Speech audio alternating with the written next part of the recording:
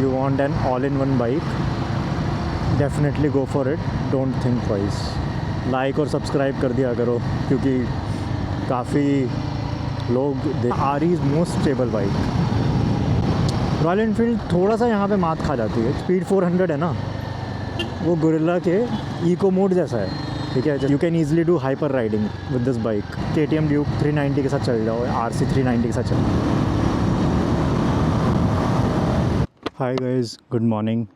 So today we are at Kokapet and you can see the lake view from here, and we'll be doing some kind of video where I'll be telling you who should actually buy this bike, what are the disadvantages and shortcomings of this bike. I have covered a lot of things in my previous video as well, but this would be mostly focused on who should be the next people to buy this machine. Okay, so let's start.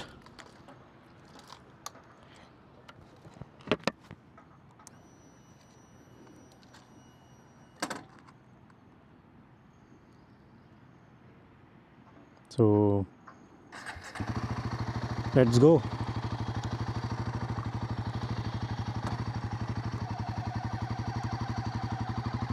So how is everyone doing?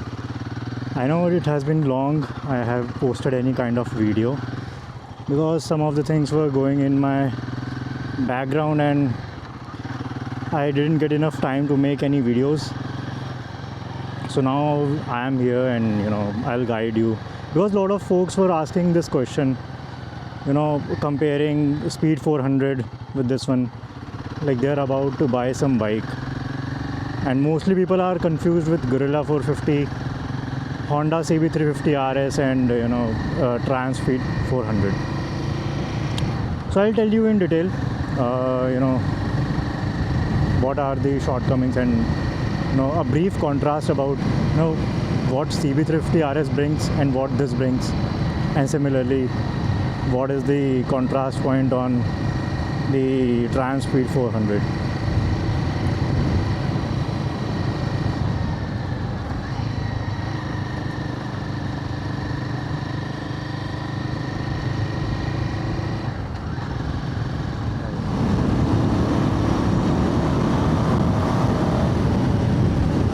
It can easily overtake,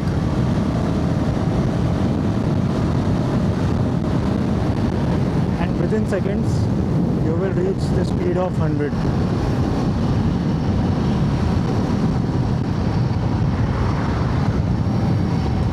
So here is the fishing happening.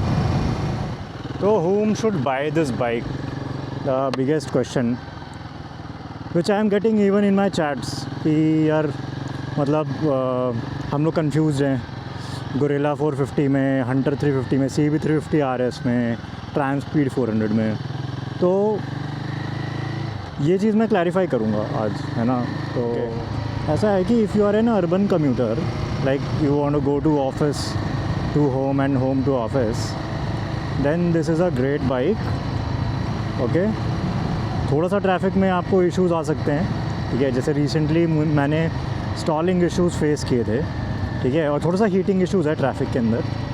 लेकिन अगर आप ये मान लो कि दिन का 20 से 50 kilometre अगर आप कवर करते हो ना, then this is a good bike, ठीक है। Plus you will get a good road presence, ठीक है। लोग देखेंगे, काफ़ी आप इस बाइक को पसंद करेंगे, तो they will also ask what kind of bike is this, है ना। दे वॉन्ट इवन बिलीव कि ये रॉयल एनफील्ड की बाइक है, ठीक है। तो अर्बन कम्यूटिंग के लिए बहुत सही है। दूसरा ये मान लो कि अगर आप वीकेंड राइड्स करते हो, ठीक है, शॉर्ट वीकेंड राइड्स जैसे मैं करता हूँ, ठीक है। ये मान लो कि अगर आप 100 या 200 किलोमीटर वाली राइड करते हो वीकेंड्स में, ठीक है, then you can go for it. It is a great bike for that. ना तो आपको फ्यूल की टेंशन रहेगी, बेशक इसमें फ्यूल टैंक छोटा है, 11 लीटर का ही है, तो बस आपको हो सकता है एक बार रिफ्यूलिंग करानी पड़े। और अगर आपको फिर भी फ्यूल एंग्जाइटी है, then go for extra fuel, you can carry the extra fuel, go and buy some Viatora claw bag which you can mount in the rear seat that you can do, तब उसके बाद it will be easier for you to even cover more distances than 200 kilometers. तो fuel जो है वो उसका ऐसा है कि फुल टैंक में ना ये बाइक आपको आराम से 250 किलोमीटर्स या 240 किलोमीटर्स के आसपास करवा देगी, है ना। ठीक है, तो वीकेंड राइडर्स के लिए बहुत अच्छी बाइक है। और अगर मैं बात करूं उन सेट ऑफ लोगों की जिनको मतलब स्पोर्टी बाइक चाहिए, ठीक है, स्पोर्टीनेस चाहिए, एक रॉ पावर चाहिए, एग्रेसिव बाइक चाहिए, but they don't want the sporty look, जैसे कि KTM की तरह, है ना, वैसी नहीं चाहिए। Even I was someone who never liked any sports bike, है ना, but I always admired their power, so gorilla is the perfect bike for that. ठीक है, तो दिस इज़ द थिंग। तो अगर आप इन कैटेगरीज़ में अगर आप बिलोंग करते हैं, ठीक है, तो आप definitely you can go with this bike, है ना, यू वॉन्ट गेट डिसअपॉइंटेड। दूसरी चीज़, किन लोगों को ये नहीं बाई करनी चाहिए, ठीक है, तो ये मान लो कि अगर आप ऐसे इंसानों की जो एडवेंचर राइडिंग करते हैं, ठीक है, और बहुत लॉन्ग टूर्स करते हैं, लाइक 500 या 600 किलोमीटर्स एक ही दिन में, then this is not for you. ठीक है, I would say you can do it, but it won't be that comfortable. ठीक है, क्योंकि एक तो आपको फ्यूल एंग्जाइटी रहेगी, ठीक है, दूसरी चीज़ इसका जो सस्पेंशन है वो उतना अच्छा नहीं है जितना कि एडवेंचर बाइक्स का होता है। ठीक है, तो अगर आप सिर्फ ऑफ रोडिंग के लिए बाइक ले रहे हो, है ना, मान लो अगर आप सिर्फ ऑफ रोडिंग करते हो, then it is not good. ठीक है, तो एडवेंचर राइडर्स के लिए this is not a very good option. You can have some other option, like you can go ahead with Hero X-Pulse, that is a good off-roader, that is solely made for off-roading। ठीक है, तो उनके लिए भी अच्छा नहीं है जिनको जैसे स्पोर्टी लुक चाहिए बाइक के, है ना, जो बहुत ज़्यादा स्पीड के दीवाने हैं, तो उससे बेटर ऑप्शंस फिर आप KTM Duke 390 के साथ चल जाओ, RC 390 के साथ चल जाओ, दोज आर बेटर ऑप्शंस, है ना। और तो ये वाली चीज़ें हैं, अगर आप इनमें से एक हो, then don't buy this.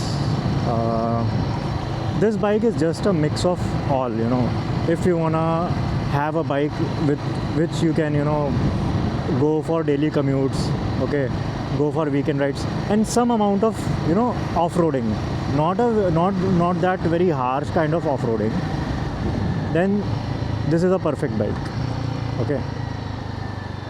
अब बात आती है कि कौन सी बाइक ली जाए, है ना। जैसे कि लोग पूछते हैं कि यार CB350 RS लें या क्या लें। ठीक है, तो देखो, अगर मैं कंपेयर करूँ ना CB350 RS से या होंडा की बाइक से, तो होंडा की बाइक्स में आपको रिलायबिलिटी ज़रूर मिलेगी और रिफाइनमेंट बहुत तगड़ा मिलेगा। ठीक है, and that is a proven thing. इसमें ये वाली बात नहीं है कि जो रॉयल एनफील्ड, मैं रॉयल एनफील्ड का बहुत बड़ा फ़ैन हूँ, ठीक है, और मतलब मुझे वो बाइक्स पसंद है, और ख़ासकर जब से गोरिल्ला आई है तब से मैं और ज़्यादा एडमायरर हो चुका हूँ रॉयल एनफील्ड का। बट रिफाइनमेंट की बात करूँ, होंडा से को कोई नहीं बीट कर सकता। होंडा, यामाहा, है ना, इनकी रिफाइनमेंट बहुत अच्छी है और रिलायबिलिटी है। तो किसी सब्सक्राइबर ने मेरे से पूछा था कि मतलब मुझे लंबे टाइम तक बाइक चलानी है ना, मतलब मुझे एक ऐसे रिलायबल इंजन टाइप का चाहिए। तो अगर ऐसा सिनेरियो है, then surely go for CB350 RS। It is pocket friendly also. हाँ, थोड़ा सा पावर इससे ऑलमोस्ट हाफ है, क्या कहते हैं, गोरिल्ला से, बट ठीक है, मतलब that is a cheaper motorcycle in terms of cost. और 15 लीटर का फ्यूल टैंक है। ठीक है, तो आपको लॉन्ग टूर्स में भी कोई इशू नहीं आएगा, है ना। और दूसरा, इंजन भी रिलायबल है, तो बहुत ही डिसेंट मोटरसाइकिल है। और अगर आप ट्रायम्फ स्पीड 400 की बात करो, तो उसकी भी रिफाइनमेंट रिलायबिलिटी काफ़ी अच्छी है। रॉयल एनफील्ड थोड़ा सा यहाँ पे मात खा जाती है, क्योंकि इनके इंजन्स कई बार इश्यूज़ कॉज करते हैं, इनमें टैपेट नॉइज़ बहुत फ्रीक्वेंट आती है, ठीक है। और मतलब कितनी भी न्यू मोटरसाइकिल होगी ना, उसमें कुछ टाइम बाद टैपेट नॉइज़ आना शुरू हो जाएगा और वो कई बार बहुत इरिटेटिंग होती है।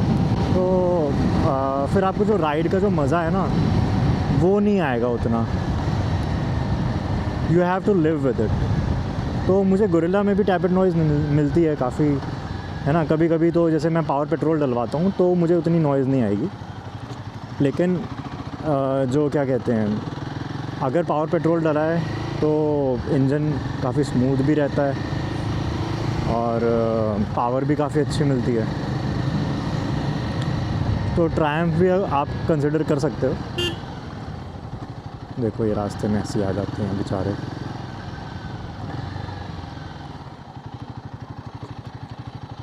है ना। तो बस वो चीज़ है।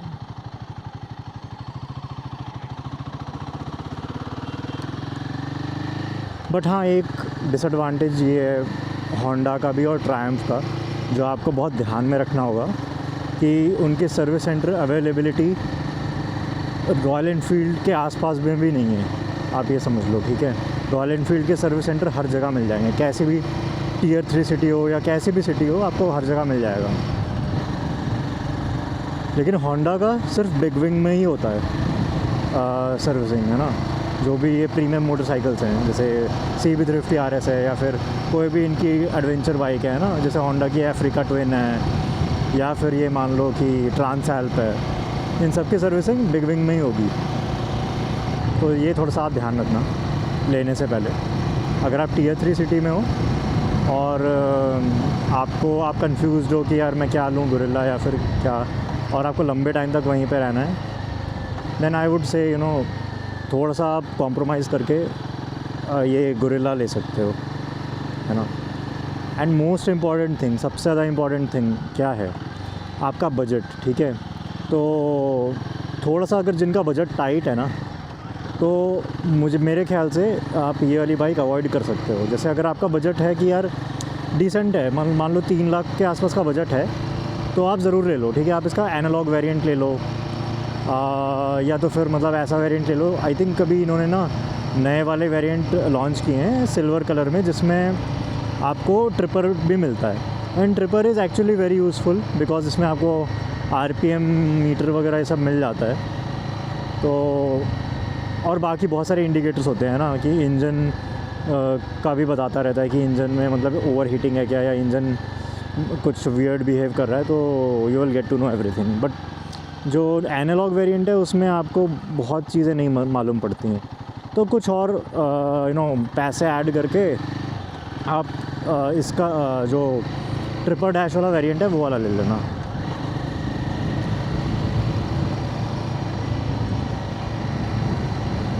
जैसे लोग ना बोलते हैं कई बार कि बस 5-6 साल चल जाए काफ़ी है। No, it can even run a lot longer.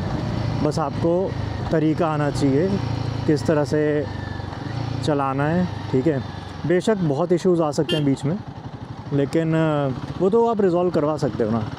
मान लो अगर देखो जैसे क्लच प्लेट्स की प्रॉब्लम आ गई है ना, तो अभी मैं कुछ वीडियोस देख रहा था, मैं भी देख रहा था यूट्यूब में, तो उन लोग के हिमालयन में जो कि सेम इंजन है, उसमें क्लच प्लेट्स वगैरह का मतलब ऐसे वो बर्न हो गई थी, क्योंकि वो बंदा काफ़ी एडवेंचर वगैरह करता है, एडवेंचर टूरिंग वगैरह। तो काफ़ी कॉमन है ये चीज़ ना।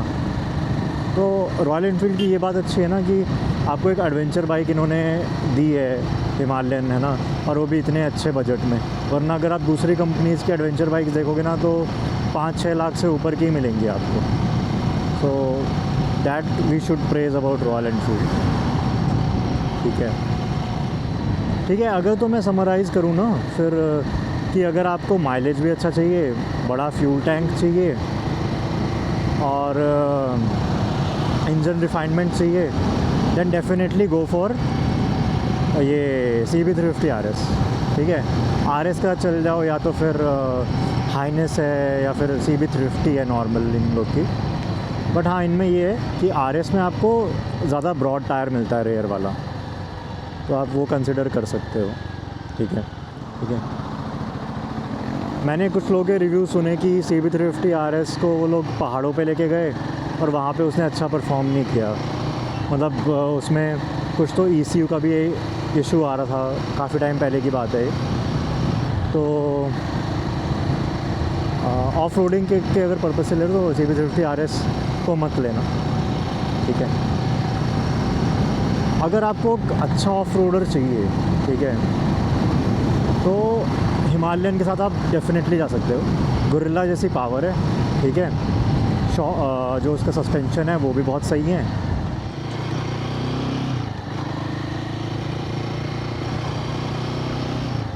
गोरिल्ला कौन से लोग ले सकते हैं? जिनको वही बहुत ज़्यादा एग्रेसिव पावर चाहिए बाइक के अंदर, ट्रैफिक में काफ़ी अच्छे से नेविगेट कर सकते हो। You can easily do hyper riding with this bike, है ना।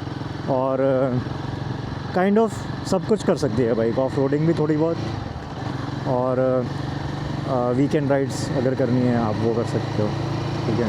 और आपका बजट भी अगर थोड़ा 3 लाख के आसपास है तो definitely you can go with this. Triumph में क्या है, स्पीड 400 वो लोग ले सकते हैं जिनको जैसे इंजन रिलायबिलिटी, रिफाइनमेंट चाहिए, ठीक है। उतनी एग्रेसिव पावर नहीं है जितनी कि गोरिल्ला में ऐसे सडन पावर डिलीवरी होती है ना, मतलब आप डर जाओगे, वैसा उसमें नहीं है। ये मान लो कि जो स्पीड 400 है ना, वो गोरिल्ला के इको मोड जैसा है, ठीक है। जैसे गोरिल्ला में इको मोड रहता है और जिस तरह से वो चलती है, पावर डिलीवरी करती है, उसी तरह से ट्रायम्फ स्पीड 400 का है। तो अगर आप गोरिल्ला को परफॉर्मेंस में चलाओगे तो बहुत ख़तरनाक, क्या कहते हैं उसको, ख़तरनाक फीडबैक आता है इसमें से।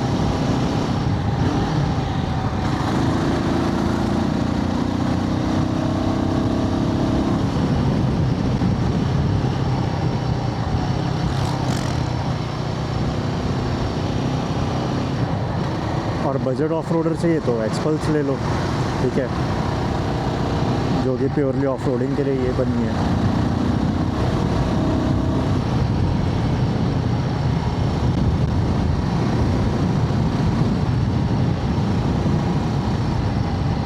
लेकिन हाँ, अगर आप कोई बाइक ले रहे हो थोड़ा सोच समझ के लेना।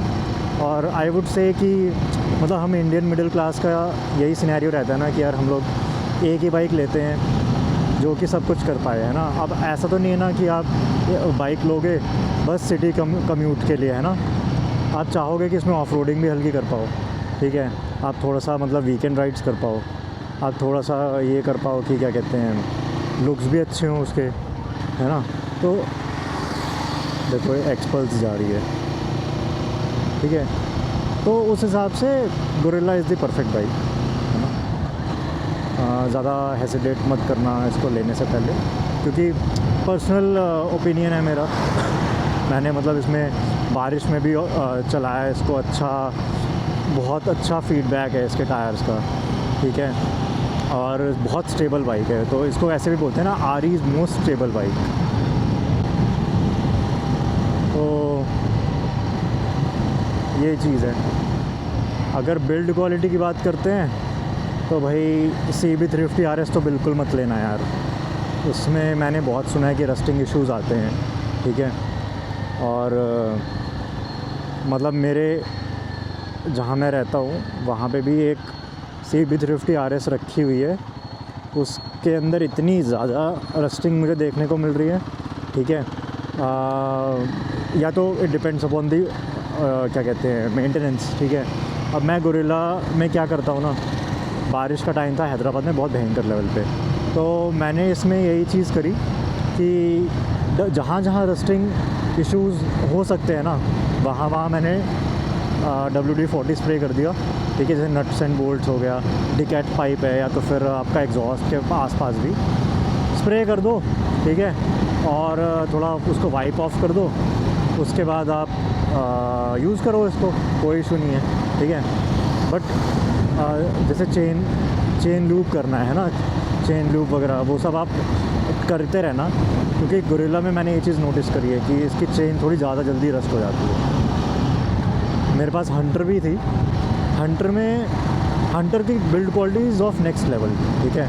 उसमें कभी भी चेन रस्टिंग हुई है बहुत मामूली सी, ये मान लो थोड़ा सा सरफेस रस्ट आ जाता था, वो भी कब, जब मान लो मैं 1000 किलोमीटर के बाद उसको मैं चेन लूप कर रहा हूँ, ठीक है। बट गोरिल्ला में थोड़ा सा आपको ये ध्यान रखना पड़ेगा। देखो महंगी बाइक है, थोड़ा सा मेंटेनेंस भी ज़्यादा लगेगा, ठीक है।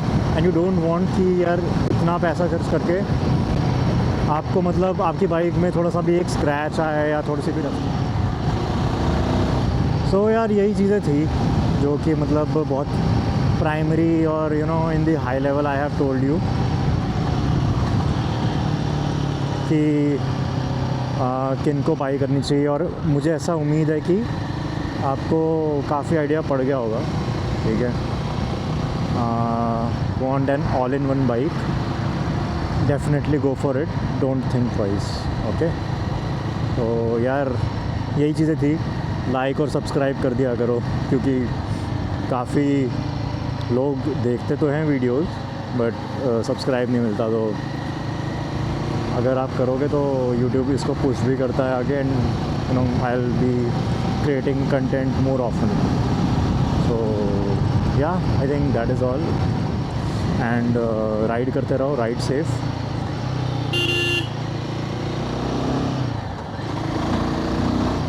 है ना, राइड सेफ, राइडिंग गियर्स पहन के चलाओ, ठीक है। अगर जैकेट वगैरह नहीं है, जैसे अभी मैंने भी नहीं लिया है, बट एटलीस्ट ग्लव्स तो ज़रूर पहनो, क्योंकि जब आप कभी भगवान न करे अगर आप गिरते हो तो सबसे पहली जो चीज़ होती है वो आपके हाथ होते हैं ना, वो एटलीस्ट बचे रहेंगे। तो या let's end this video, thank you and have a great day.